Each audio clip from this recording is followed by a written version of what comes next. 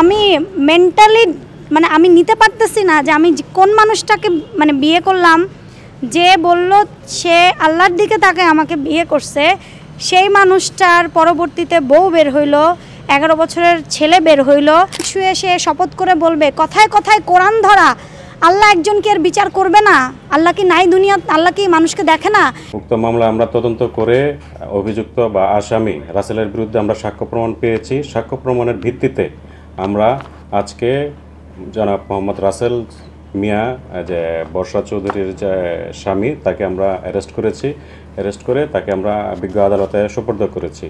মামলাটি এখন তদন্ত আছে, আরও কিছু সাক্ষ্য প্রমাণ বাকি আছে, চিকিৎসা সনদ এবং অন্যান্য প্রাসঙ্গিক যে ডকুমেন্টগুলো আমরা সংগ্রহ শেষে আমরা দ্রুতই পুলিশ রিপোর্ট বিজ্ঞ আদালতে দাখিল করব। রাসেল মিয়াকে আটকের ব্যাপারে গতকালকে রাসেল মিয়া নিজে থানাতে এসেছিল, মানে সেই সময় কি তাকে আটক করা হয়েছে? জি না, আমরা তার পিছনে ছিলাম, আমরা তাকে ফলো করতেছিলাম, ওই নির্দিষ্ট গোয়েন্দা তথ্যের ভিত্তিতেই তাকে আটক করা হয়েছে। কেন এত ভয় পাচ্ছে? আমার থেকে বেশি হচ্ছে ও কিন্তু বারবার আমার বাচ্চার মানে জায়ানের দিকে ফোকাস দিছে এবং জারার দিকে। সে কিন্তু মানে গতকাল লাইভেও দেখলাম তার এই যে কোরআন ধরে মিথ্যে বলা, এই ধরনের মানুষগুলা কিন্তু যে কোনো সময় খুব ডেঞ্জারাস হয়ে যায়।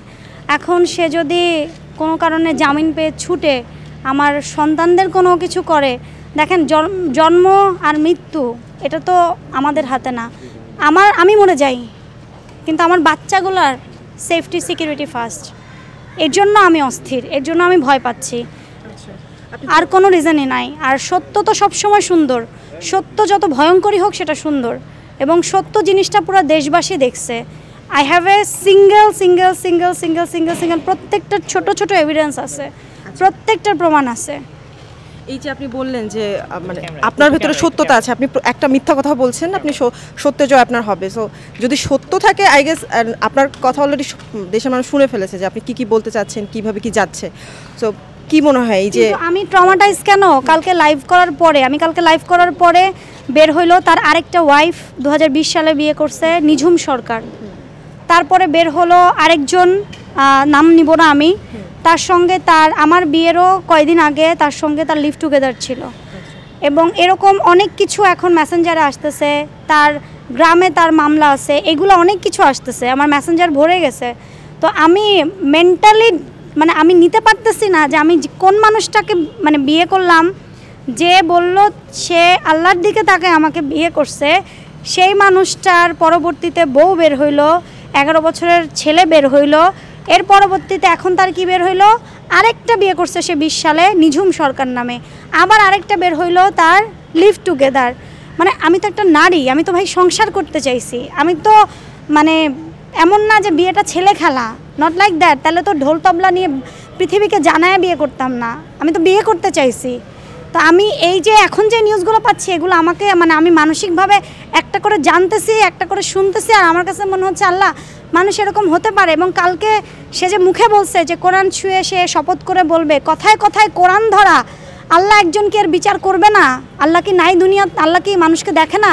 এবং এই যে কোরআনটা যে কত মানে একটা মুসলিমের জন্য, একটা ইসলাম জাতির জন্য কোরআনকে সে কি করতেছে, বেচতেছে এক কথায়, এইটার কি কোনো মানে নাই? সে নিজেকে শিবির নেতা দাবি করে, আবার শিবির দাবি করে, সে এত কিছু দাবি করে, অথচ 5 ওয়াক্ত নামাজ পড়ে না, সে কথায় কথায় কোরআন। কালকে লাইভেও কিন্তু সে না কি করছে যেন কোরআন নিয়ে আসছে, বাসায়ও আমাকে কোরআন সে শপথ করাইলো, সব জায়গায় তার কোরআন। মানে বুঝেন বিষয়টা? আচ্ছা বর্ষা, আপনার কি মনে হয় না যে হয়তো আপনার ভুলের জন্য এরকমটা হয়েছে, যে আপনি কেন আসলে খোঁজটা নিলেন না তখন? যে মানুষটা আমার গিল্টিনেস লাগছে না, আমার মেয়ের গিল্টিনেস লাগছে। আমার মেয়ে বারংবার বলছে, 9 বছরের বাচ্চা, আমি গিল্টি ফিল করছি মা, যে আমি পারমিশন না দিলে তুমি কখনোই বিয়ে করতে না। আমি পারমিশন দিছি কারণ আমার ছোট ভাইয়ের দিকে তাকায় আমি বাবা পাইছি, কিন্তু আমার ভাইটা বাবা পায় নাই।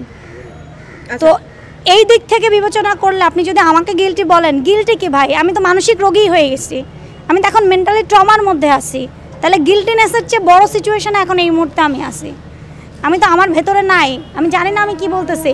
আমার কাছে কাবিননামা চাওয়া হচ্ছে, কাবিন হইছে, বিয়ে হইছে রত্না কবির আপুর বাসায়, নায়িকা রত্না কবির আপুর মায়ের উকিল কি বলে কাজী দিয়ে বিয়ে পড়ানো হয়েছে, কাবিনের রিসিট আছে আমার কাছে কাবিননামা নাই। এখন আমার ছুটে যাইতে হবে কাবিননামা আনার জন্য। তা আপনারা তো বুঝতেছেন আমার সিচুয়েশনটা কি।